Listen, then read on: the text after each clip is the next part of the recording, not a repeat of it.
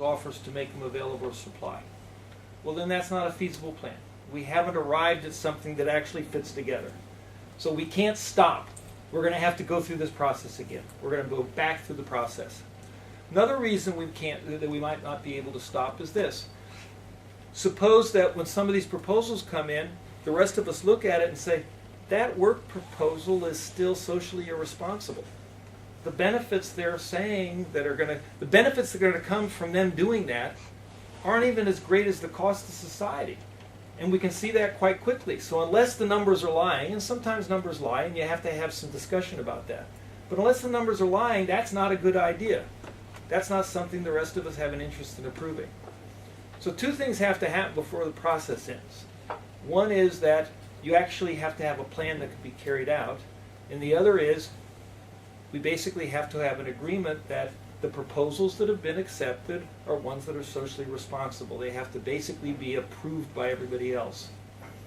Notice who is saying yes and no. Is there some central planning authority that is saying that proposal is unacceptable and then telling them how to revise it? No, there's not. Notice who it is that makes the proposals and who it is that revises the proposals. The only people who can make a proposal about what's going to go in my workplace is me and my fellow workers. The only people who can revise a proposal about what we're going to do in response to sort of new information about whether or not, the new information, I left that out. There's one little item. The Iteration Facilitation Board adjusts the estimates of the opportunity and social costs in light of was there excess demand or excess supply for these various things. So every time that you're asked to revise a proposal, you're looking at a new and more improved and accurate estimate of what it is that it seems to be costing society and benefiting society from doing different things. Now, what we've basically proved in theory is that if you do all this under very standard assumptions about technologies and preferences, if you do all this, you will eventually reach a feasible plan. You'll eventually reach an efficient plan. I think it's clear that you're going to lead to an outcome that's incredibly fair, much more fair than any other model has ever come up with. And when you take a look at, well, who are making the decisions in this economy, this is why this model deserves to be called a participatory economy. The workers and the worker councils, they're the only ones who make proposals about what they're going to do. They're the only ones who revise those proposals.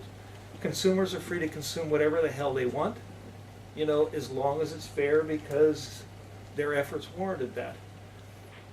Now, are there people who don't work and don't have, therefore, effort rating? Of course.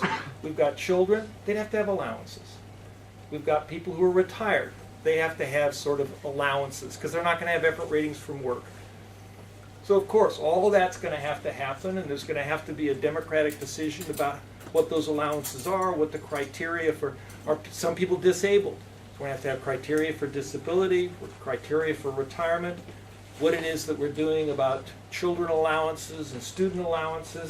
Is all this going to have to be discussed as part of the sort of national democratic decision-making process? Yes, of course. So you're going to have to add that in.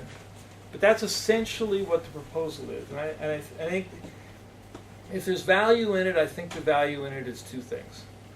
One is there a coherent answer to the claim that you just have to choose between markets and authoritarian planning? Is it really true there is no alternative? I think it's really true that there is an alternative. Now, maybe we don't want it. Maybe a lot of people don't want it.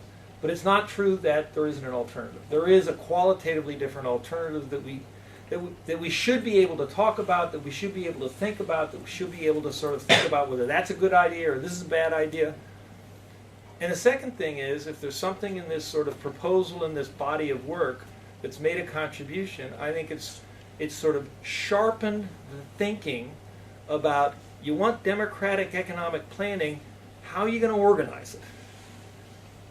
Very important sort of how you structure the decision-making process. It's not necessarily just elect a representative, send them to a meeting, have the meeting have a discussion, have the meeting take a vote.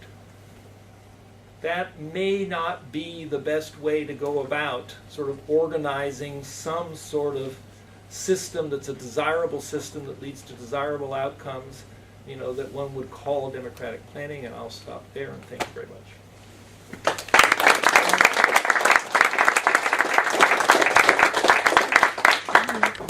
Thank you, Robin Hahnel. There's plenty of room for questions, so I take the liberty to start off. My friend is a shoemaker here around the corner, and he competes on the market with the other shoemakers here in Uppsala.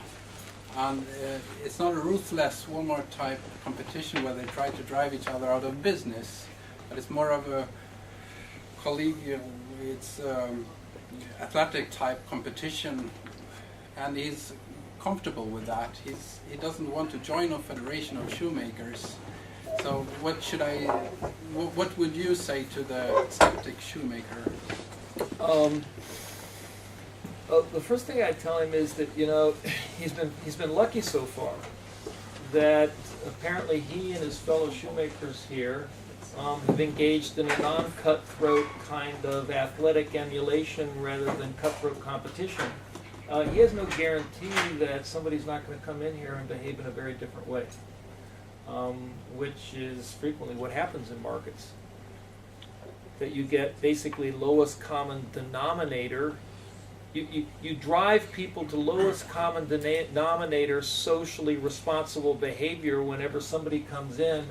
Suppose somebody comes in and starts producing shoes and also at the same time cutting costs by basically dumping pollution into your river and getting away with it because it's a market system and there's not any regulation because it's not Sweden, it's not social democracy, it's free market capitalism. That's the best kind of capitalism.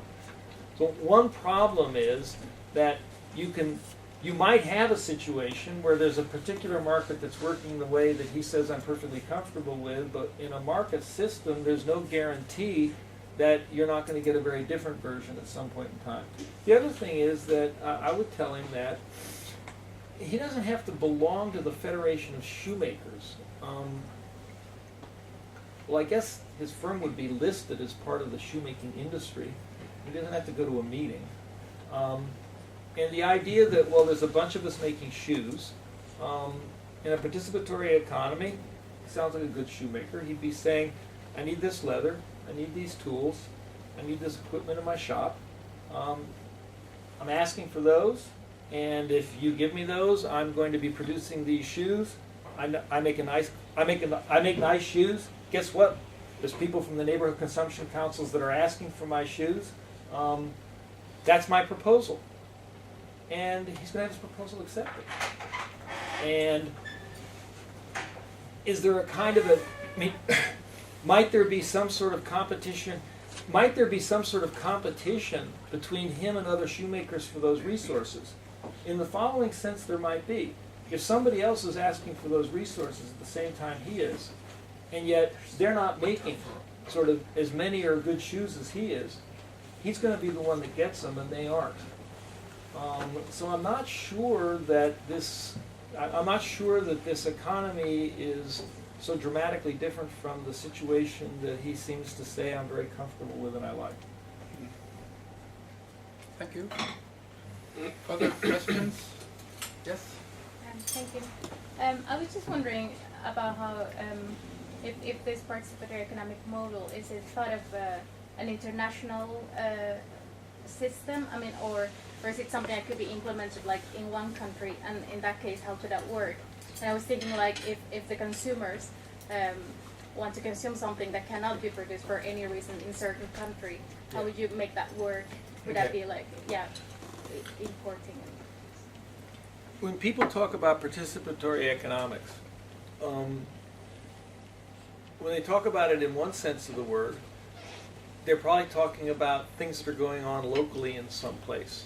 You know, something that now goes on frequently in Venezuela is sort of participatory budgeting in different neighborhoods and cities.